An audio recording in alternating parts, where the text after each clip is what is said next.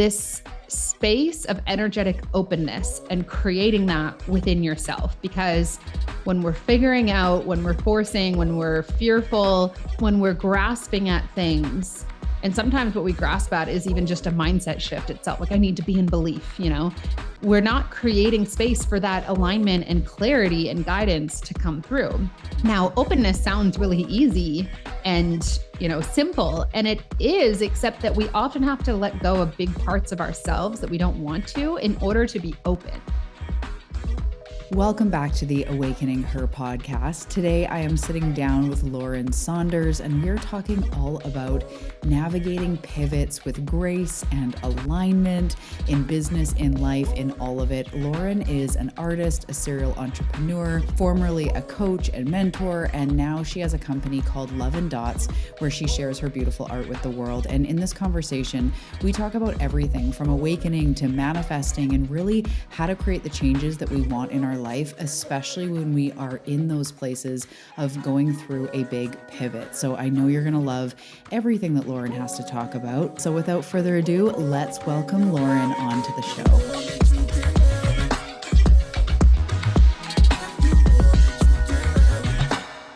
Hello, Lauren. Welcome to the show. How are you doing today? I'm doing excellent. Thank you so much for having me. I'm really excited to be here. Yeah, this is going to be such a good conversation. So why don't we just start by introducing you? Yeah, so my name's Lauren Saunders. I'm a serial entrepreneur. My current business is an art business. So I guess, you can call me an artist. And I'm in Collingwood, Ontario, Canada. And yeah, that's who I am. Like I said, I'm an artist currently. However, I started my entrepreneurial journey as a lash artist and then transitioned into course creation and coaching online. And my most recent pivot was one into what I am currently doing. And specifically, I dot paint mandalas. So I have an online business where I sell courses and prints and my original artworks. So kind of niche there, but it all kind of, to me, relates to each other from a space of everything that you're about, which is spirituality and mindset and intuition. That's just like something that I really live my life by. So I'm excited to be here and chat about it today. Yeah, I love that. And in addition to that, it's like you are your business. For us that are kind of these free spirits, entrepreneurs, the reason you're a serial entrepreneur, if you're like me, is because I grow and change. So you're, as we're going to get into the being in that space of allowing yourself to pivot and shift and change. And as you said, go with your intuition and all of that. It's so cool. So how did you get into like the business coaching world? Because that's what you did right before this last pivot was like being a business coach. Yeah. Well, so I was actually a high school art teacher in Toronto, a decade ago now, I guess, which is crazy. And then on the side of that, because my background is art, I wanted to make some extra money. It was really hard to get full-time work as as a teacher in Toronto and in Ontario at the time. So I started my first business, which, as I said, was doing eyelash extensions from home. And it just kind of blew up. And that was my introduction into actually owning a business. I'd always kind of been entrepreneurial and creative. And as I progressed with that, I really started to get into manifestation and realizing that I could create my life to look however it is that I wanted to. And so that took me into the online space because I wanted scalability in income. I wanted location freedom, especially at the time. And so I started my first business course teaching other lash artists how to grow their income and their clientele. And that just also did very well for me. And over the course of the next few years, it turned into more general business coaching, but from a space of, like I said, mindset, manifestation, intuition. My brand was called The Aligned Entrepreneur. And so it was all about just really honoring yourself, getting your mindset on board. I'm a really big believer in the spirituality side of things, but I also really nerd out on the science of it all, like neuroscience, neuroplasticity, quantum physics. I still do have a course with a friend of mine called the Quantum Creators Course, where we talk all about I've heard you say the nature of reality, like that kind of stuff interests me so much. My approach to business has always been with an understanding that it is our thoughts that create reality. And, that's as empowering as it can be problematic. And I've gone through periods that were very success filled, especially this current chapter, but also periods that were, filled with downfall and struggle and failure because I was so in my head and I was so monitoring my every thought. I think that there's an important balance for people to strike when it comes to manifestation and changing your beliefs, where you understand that you are that powerful, but there's also space for you to be human and successful, or human and worthy and abundant. Oh my goodness. Yes. I love that. It's so true. And so much of it is we get in our head, whether you have a business or it's just in your life or making more money or, with love. That's what spirit shows me all the time, is it's never an actual problem. It's that we think we are riddled with a million problems. Exactly. So there are very real things like trauma. And that's why me as well, I'm so interested in the brain and the reprogramming. That is real.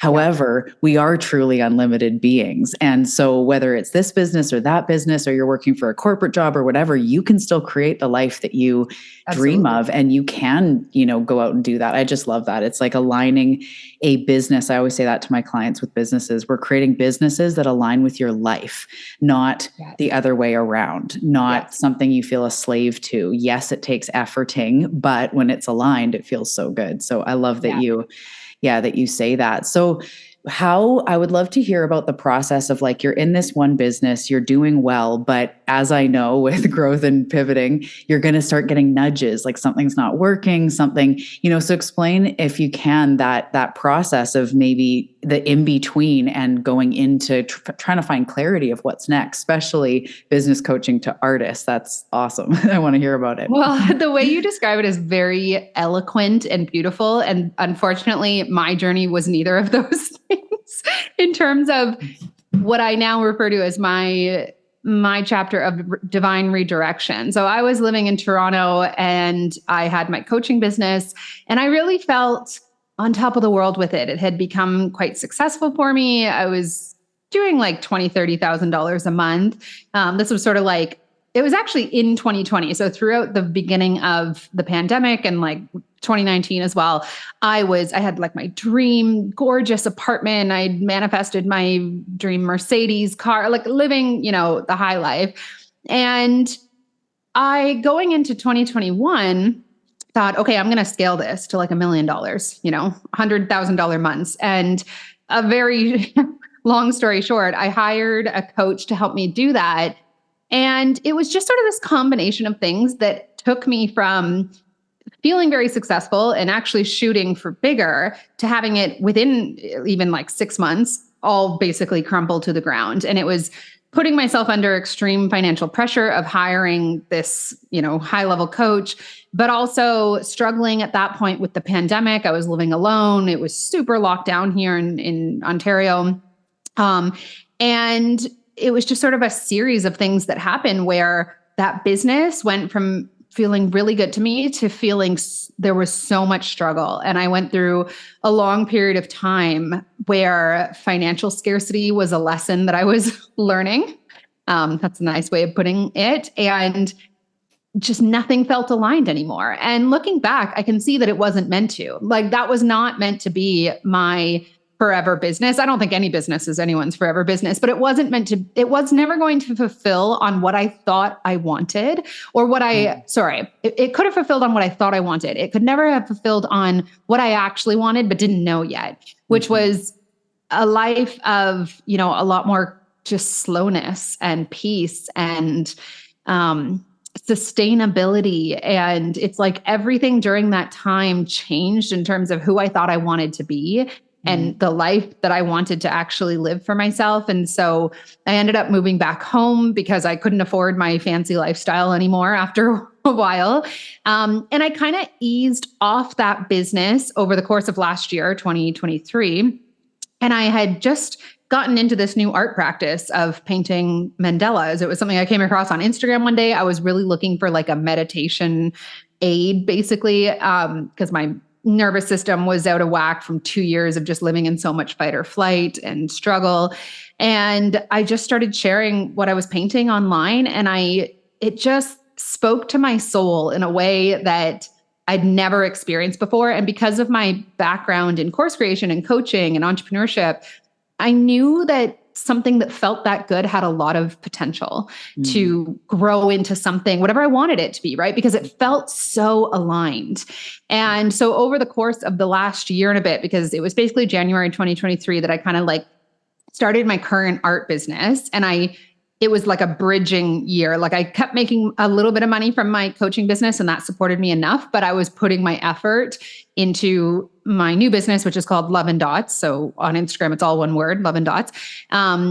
So since last January, so the last almost a year and a half, it's grown. It's surpassed a full-time income. I've since recently moved out of my parents' place. I've grown an online community of like, we're approaching 200,000 people just by sharing my art videos. I've built courses. I have art prints. I sell the originals when I have them available. And it makes me emotional to talk about because it has felt so good. And I've hustled for sure, but from this place of like, devotion, like so much devotion, so much love for what I get to do. And this business to me feels like nothing I've ever experienced. It feels really sustainable. It feels really effortless. I set it up to be very passive. It's very creative.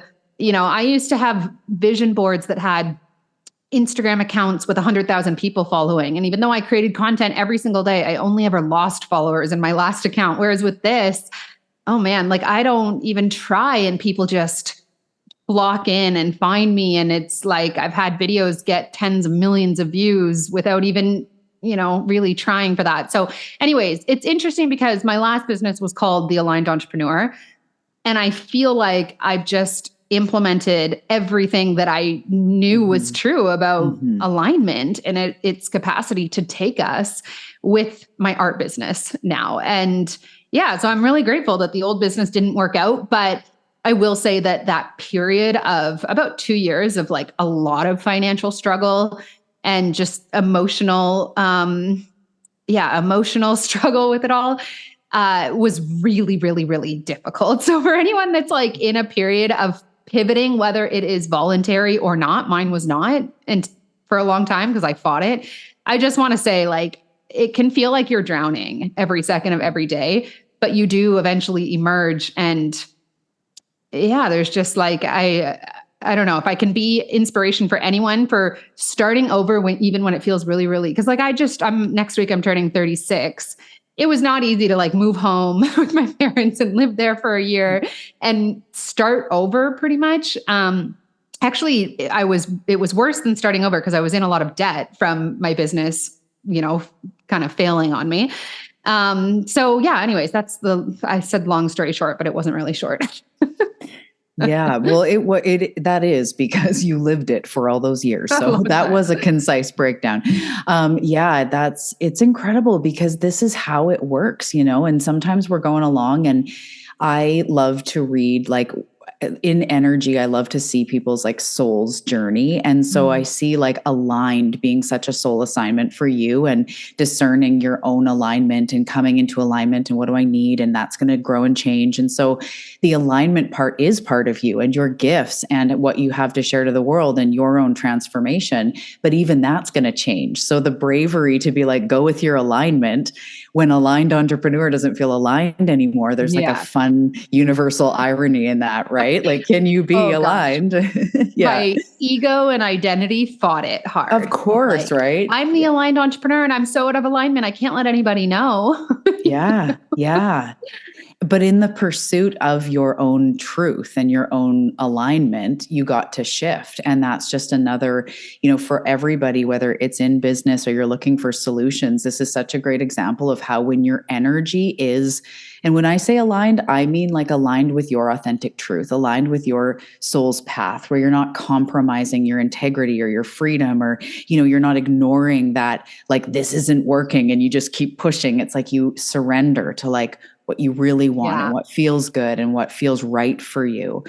And then when you get into that place, the strategy comes. And that's something that even when I'm struggling, I'm like, I don't even know what I want to do next. It's like, I know that my job is to get me right and to address the things that don't feel right, where I don't have boundaries or where I'm like leaking all my energy, start to come back to me, start to come back to like what my body needs, what my mind needs. And then the ideas, the inspiration, the people, oh yeah, I learned that thing in that course and that would be the perfect place to implement this. It all comes together. Yeah. And that's a great example how you can change, like your audience probably drastically changed. There was probably some that overlapped, followed you from one to the next, but you built something completely from the ground from alignment. So it's just so funny the way it all works.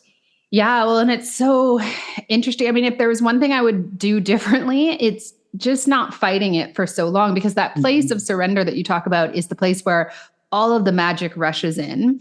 One of the biggest pieces of advice or things I used to coach people around was, I would say, you're trying too hard to figure it out. And in that figuring out energy, there isn't space for all of the guidance in the world that wants to come in. And I did that for myself. Like I didn't let the guidance come in for almost 2 years. And I think that's for a lot of us because we have to let go big pieces of ourselves. Like for me to get to a place where I was open to something else meant letting go of like who I thought I was on so many levels, because I had a lot of identity wrapped up in my old business for a whole bunch of inauthentic reasons that I wasn't even aware of. So yeah, that space of alignment. And then it's been so interesting because I see people now on social media and they're talking about what it takes to grow as an artist in 2024. And everything that they say has not been my experience at all. Like post every day and research the algorithm and use trending audios and make sure your videos are 7 seconds long. I don't do literally any of that. But I didn't tell myself that I needed to. I said to myself when it came to this art practice and growing an audience around it, I said, this wants to be seen. It's something that is coming through me, and I can trust that. And if there is a certain kind of video or post that I'm supposed to do, it will come through me. I don't have to figure any of it out. And so my experience instead has been like, I post, I don't know, once or twice a week, probably. Sometimes I go longer without, just because of life. And I've grown, this massive audience without any of like the trying energy. And so it's just interesting people that, and I did this for a long time, that kind of enslave themselves to a certain set of rules around growth, whether that's in love, whether that's in business, it doesn't really matter. And the reality is none of them are true. There are no conditions on us creating what we want, except for the ones that we tell ourselves are true, right? I have to post every day if I want to be seen, or I have to post this kind of content for the algorithm to like me, or I have to say these things if a man is ever going to find me desirable. And it's like, it's literally none of that is true, except that we create it as being true in our own reality. But there's always people that are living outside of those conditions and creating unconditionally. Yeah. Oh my goodness. You nailed it. I love that. And it's kind of backing too on, you said so many people are always trying to figure it out too hard and figure out the strategy. So sometimes when I'm like, if I have a client or it's myself going like, what should I do? What should I do? I stop and I go, what must I believe in order to be thinking this way? And it's like that there's one way to do it. This is just the way my head thinks. But it's like, I'm believing right now that there's one way, there's one code, and that's just not what it is.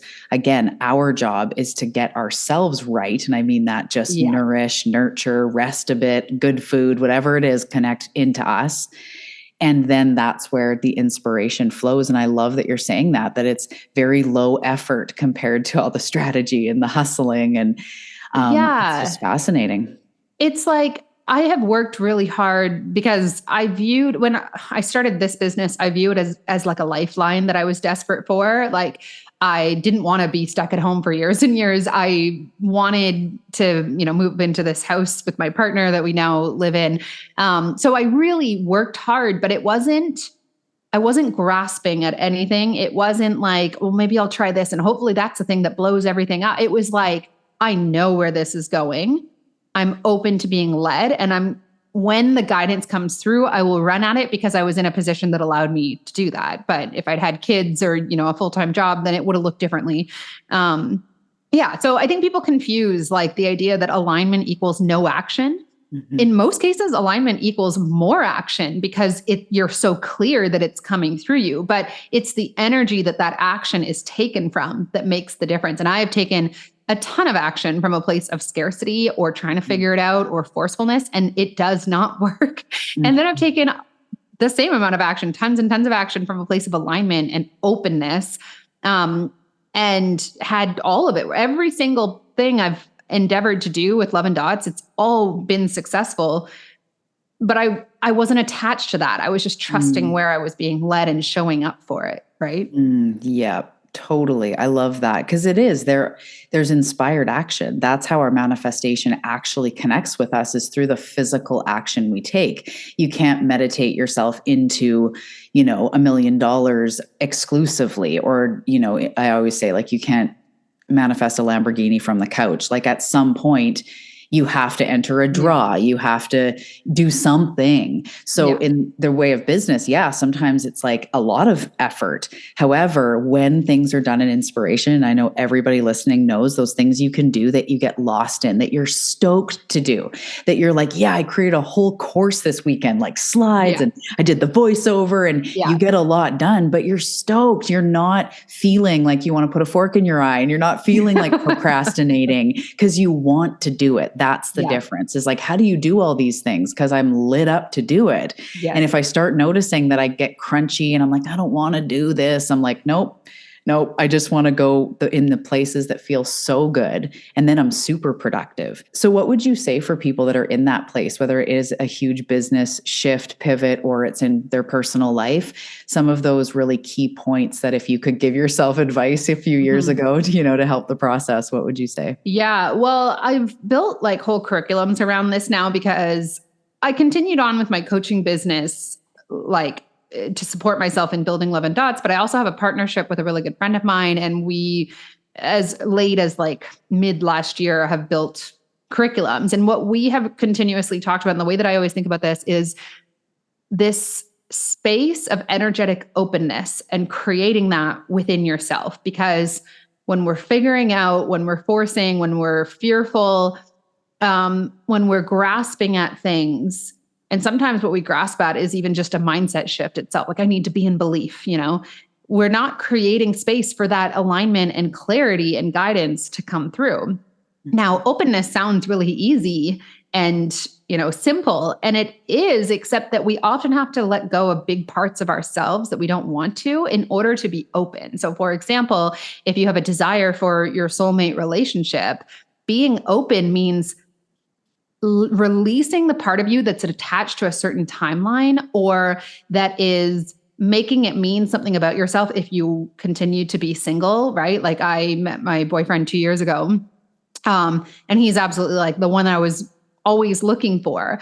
But I had to get to a place where being open meant letting go of my attachment to a certain timeline and my avoidance of not wanting to be like the single girl anymore, right? Like, go to family events and I was the only single person in our whole family. Like, being open meant being okay with that and doing the work to be okay with that, which was like a lot of self-acceptance, a lot of nervous system regulation, a lot of letting go of what I thought my life was supposed to look like and by when. And when I got to a place where I could be open and okay with where I was at, he just, came right in. But like, getting that took a few years for me of like, I didn't want to let go of the timeline and all of the like attachments that I had to that looking a certain way. Right. So openness, it is simple, but it takes us looking at the parts of ourselves that we identify with and find safety in, if that makes sense. Yeah, totally. It's like, am I reacting to being single, or am I genuinely open to love? And you have to look at those ways where you crunch yourself off, because you might be on all the dating apps and feeling like, what, I'm doing all the stuff. But that's more subtle energy where you're like, nobody will ever love me, or there's no good men or women out there, like all these default thoughts. Those are causing a non-openness on an energetic level. Well, and sometimes it's just a moment by moment shifting. So like I've been doing this practice or this mindset work in my relationship with my body, which I've done a lot of work on over the years, but it's often taken a backseat to business. Unfortunately, that is often how it is. But it's little things like when I have a closed off thought about a certain food that I'm currently eating, right? Bunch of chips or whatever. And I'm in my head wanting, there's like an old program that wants to make that wrong and close me off to being open. So it's like, if my desire is to feel amazing in my body, having a thought like I can't eat chips and be in my ideal, my vibrant, most vibrant body, that's closed. I'm closing myself off to the two existing together. A more open thought is I trust my body and what it calls me to consume, and I can be intuitive about this, and I get to, feel amazing about myself no matter what, or like something like that. That's an open thought, right? But so it's like just a moment by moment, opening up, choosing a thought that feels open as opposed to closed. And sometimes there's big things we have to reprogram or let go of or find safety around in order for that to even be possible. Yeah, I think you nailed it, especially with the judgment. We judge ourselves. And I came from eating disorder, and then I actually did nutrition and intuitive eating coaching that was my first business. So I hear you on that. And even it's not moral, it's not right or wrong. It's useful information. Like maybe you're just looking for comfort, and maybe chips right now hit the spot and move on. We don't need to guilt ourselves, but it runs deep. It really runs deep in a lot of women and a lot of people in general. And yeah, you're right. It's just that like, what's something more loving? And I like to say, no matter what I do or don't do, I love and accept myself anyway. And I say that to myself. I've said it to myself bajillions of times. No matter what I do or don't do, I love and accept myself anyway. We're not expected to be perfect. And even so, why can't perfect involve chips and chocolate? Yeah, exactly. Like, come on. Exactly. Or why can't your perfect relationship involve having anxiety or a fear of rejection? Like I used to have such a condition that said, I can't any longer fear rejection if I want the relationship of my dreams, because in my fear of rejection, I'm going to create the rejection. Right. And I worked for years to try and heal that. And I made a lot of progress, but it's still within me. Like I still seize up around the feeling of being rejected, not necessarily by my boyfriend, but just in general, right? As a business owner, we're constantly potentially being like not chosen, or our products or whatever. It was actually in letting it be okay that sometimes I fear rejection, that again, it became a non-issue. And so it's, in all cases, it's about being softer with ourselves and letting there be space to be human, and not letting those things that come up, rejection, chips, whatever, mean that we can't, or close ourselves off to having what it is that we want. Absolutely. I love that. I was thinking too, when you were talking about the pivot into a business based in art, how deep the starving artist narrative is. And the fact that you could be like, within this amount of time, I'm already like, living comfortably and selling things. And it's like, way to bash through that. So either you didn't have that deeply ingrained, or you had to massively move through that, because that's another place where we could not be open to what's next, because we're like, oh, nobody buys art. Yes, so they do. Because I have planned out entire courses and even a podcast called The Thriving Artist, or something with that, because for that exact reason. To answer your question, I think with all of the work that I did coming into this business, I didn't have that, because I knew how niches especially could be successfully monetized. So because of everything that my coaching business taught me, I worked with like a lot of people, and, I've seen crazy niches be really successfully monetized. I came into this and all I saw was opportunity, right? But also I've always been really conscious of who I follow. So I immediately started following other artists who were like killing it with selling art prints and like, hundreds of thousands, millions of dollars, even as an artist. So because I did have this belief that said you can't make a lot of money selling the artwork side of it. And I proved that wrong by choosing who I was following and what they were up to, right? But that definitely runs deep, I think, for a whole bunch of reasons. I think artists are the lifeline of our society. Without artists, we don't have music, we don't have movies, we don't have any of the things that we love the absolute most. And there's probably reasons as to why they are suppressed. The creativity in all of us is suppressed, right? And I did believe if you're going to be a full-time artist, you're going to struggle. And that was where I was like, but I could be an artist who creates courses, and course creators do really well or can. Yeah, absolutely. I love that. That's so great because it holds a lot of people back, and who would buy this? And then it stifles our creativity and we doubt our gifts and all, that old thing.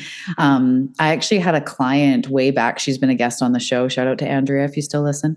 But she, in her journey of sobriety, when she decided to get sober, she immediately found dot art, and we worked together. Maybe, I forget, I think she was coming up on like her year, and she just turned to dot art, and it was exactly that. She put on meditation music or something positive. She would lose herself for hours when friends are like wanting to go out. She just did dot art, and then she started inspiring other people. I don't know if she turned it into a business, but she sold her art. People started really wanting it because it was so beautiful, and all of a sudden she's like, this came out of nowhere. Funny that it's also the dot art, and it was mandalas. It was just so stunning and meditative, and that's also a good example of how your business can be thriving for you. Like, my whole business is self-growth, spirituality, awakening, because that's who I am. So it's cool that you do something that you love to do and then make it profitable. So I do have a question here. I do have a lot of clients that come and are in the process of like, I don't know 100% what I want to do. With your business experience and your personal experience, when someone does know they want to start an online business and helping people and that kind of thing, do you have any words of wisdom of even like where to start, or just even belief in themselves, whatever it is? That's such a fresh place when you want to start, but you don't quite know where to go. Well, so I always encourage people to start with setting an intention and then opening yourself up to the answer. So again, like, if you don't know what you want your niche to be or what your business looks like, be in the intention that you're going to be led to the answer of that. And that's been my experience in every single thing that I've ever done. Is it's like, I desire, even in my coaching business, I was like, I desire to feel like this is easy. I desire time freedom. I desire a quieter, slower life than I previously thought I wanted. And the means, made itself known to me inside of it would have happened a lot sooner if I'd been open to it. So that's the first thing. It is absolutely imperative. Probably the number one practice that I would assign I assign it to anyone that wants to accomplish anything in their life, but especially business owners, is a self-talk practice where you are regularly arguing or just reminding yourself of everything that makes you amazing. And it's really sad how difficult this is, especially for women. Like, if I'll say, like, for example, Talia, I'm considering hiring you as a coach. Tell me 3 reasons why I should choose you over somebody else. And your ability to answer that and answer that quickly and succinctly tells me everything that I need to know about where you're at in your belief about yourself. Because the people who are doing well, it's very clear to them. They know those answers. They've practiced them. The people who are struggling and either they're not getting the clients or not moving forward in business or don't know where they need to go next, they can't answer it because it's not what is neurologically familiar for them. So a practice of self-talk where you're like, people love my frickin' art, or maybe you don't even know what your product is yet. I know that I can help people because I'm really committed. I pay attention to detail. I actually care about people and their experience in working or buying from me. On and on and on. Like, I have done so much of this practice where to someone who didn't get it, it would sound like I was the most egotistical person ever. But the reality is I'm just very familiar and practiced in what my strengths are. And I didn't used to be like that. I used to be someone that really questioned herself and felt insecure and comparison and imposter syndrome and blah, blah, blah. And, I still have some of that at times. But anyway, so that would be like my number one thing. Tangibly, the niches that we do really well in, and niche, there's a lot of people that don't niche down and have big successful businesses. So I don't want to create that as like a condition for anyone, but I do think it can make it a lot easier early on in your business if you have a clear space that you are wanting to create within. I used to have a phrase called your rich niche. And the idea behind it was just you are within the niche as a business owner in whatever capacity that you believe in yourself within, or that you can really take up space confidently within. So when I came into Mandela's, one of the reasons I knew it was going to be successful was because I have such an identity of artist and art teacher, because that's what I used to do, right? I just knew, I've always been really good with fine detail work as well. Like I just knew that this was a space where I honestly could play main character in my own life within this niche. But I've done it before with like lashes. That was another example. When I started creating courses for lash artists, I was like, I've done this, I've built the business. I know how to attract and keep the clients. I am someone that can teach this to people. And I think what too many people do when it comes to creating, especially online businesses, is they look to what has worked for others and they think that's what people are buying. But the thing is that what works for another works for them because they believe it will work for them. What will work for you is the thing that you can, get most of your confidence behind. You don't have to be, superhuman about it. But if you can be like, confidently say to yourself, I have value to offer within that niche or on that topic, or I've done that and I know that I could help someone else do it.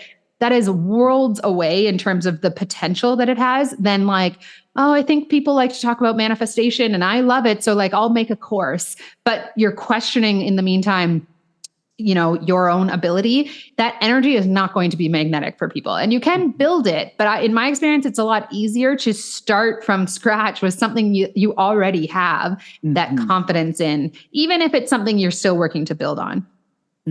I love that. I'm so glad I asked. What a refreshing answer and so helpful.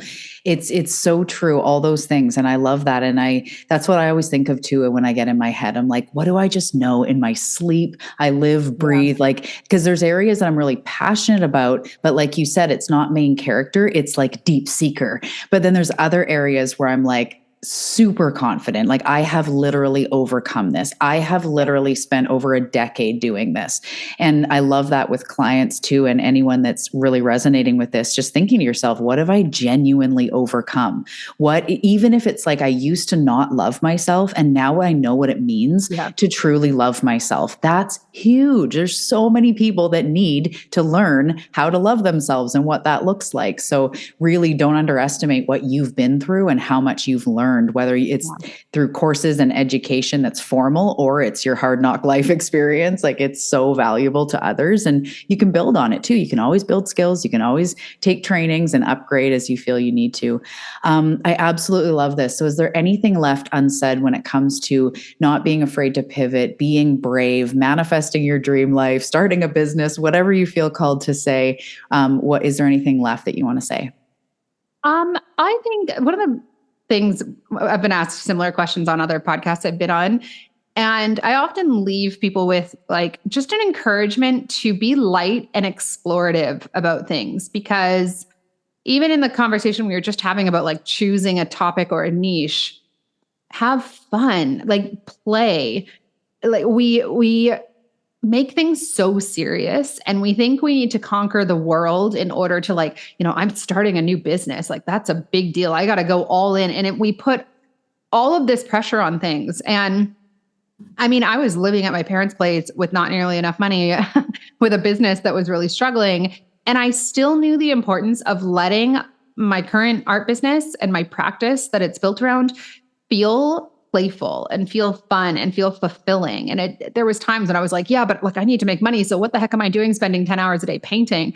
Like I had those thoughts, but I would come back to like, I am honoring how good this makes me feel. And if we could just be more like, I've built many businesses. I've also coached thousands of people around the world in terms of their businesses. And what I can confidently say is that it is the people who are playful about things that like have it really, really work. And that's true for any area of our life. Like being playful in a relationship or a potential relationship is so much different than like, is he my husband? And if he's not, then what am I doing? And like, I need the ring on the finger, and like projecting all of that energy in any area of our life. It's a, for lack of a better word, a very repelling energy. So we go into our businesses, we go into dating scenarios, we go into our bodies and our journey with our bodies with this space of like, I need this or else, or this has to be everything or else. And from the get-go, we kind of screw ourselves over because that energy, there's no space in it. So if you can get yourself to a place where you're having fun with something, business should be fun. It's the times when I've had the most fun, or been creating courses with friends of mine, or I'm painting. Like, all of those times are times when things have been expansive. Times when I was like, I have a business and it needs to work, so I'd better put in the right strategy, and I need to figure out what that is. And I'm going to put up Facebook ads, even though I hate Facebook. Those are times when my income has actively gone down, when I've actually been trying to do the things you need to do. It's all about how you feel about things. So be lighthearted, be explorative, be willing to discover, be willing to like trial and error. We need to not be so serious about things. And I know it sounds sort of morbid, but I always have thought, one day me and everybody that I know is gonna die, and it's not even that long from now. Like I say that from like a very empowered place of like, what the heck does this matter? Why are we so weird and significant about things? Like we're on a big rock. We got to chill more. You'll receive in abundance. I promise. It's so true. I love that. And when you're playing, other people take notice. It is magnetic. As you said, when someone's laughing, laughter is contagious. Your good vibes are contagious. And I've found that exactly. Even the podcast, I started it like out of pure, like, oh my goodness, this is so fun. I have to do this. And it's been almost 4 years, and it's like almost 200,000 downloads in all these countries and all this shit that like way exceeded my expectations. It wasn't goal driven and I have to get to this many downloads. And I had no expectation. It was like, this feels natural and fun. These conversations are fun. People like listen. And so it's, just letting yourself have fun. I think that's so playful. And I just love that. So helpful. So where can we find you? You mentioned the Instagram and you mentioned some of your courses and stuff. Where can we, I'll put everything in the show notes, but where can we guide people to come find you? Yeah. So I'm on Instagram at loveanddots, just all one word. And then I have my website, which is loveanddots.com. My older courses that were for my coaching business and they are actually available, but I don't have the website up anymore because I haven't been using it. And I have like a Shopify site with my art prints, but like Instagram is the best place. That's where everything is linked. It's pretty easy to find things from there. Awesome. I love it. I'll definitely put that below. Make sure to follow Lauren, and thank you again for being here today. Thank you so much, Talia. Thank you so much for tuning in to this episode on the Awakening Her podcast. I hope you enjoyed this conversation between me and my guest. And if you did, we would love to hear from you. Come find us on Instagram. All the links are below in the show notes. Take a screenshot that you're listening to this episode, sharing your takeaways or your enthusiasm for the show. Tag us both over on Instagram. And if you do that, I will send you a free gift. I really do hope you enjoyed this conversation, and I will see you in the next episode.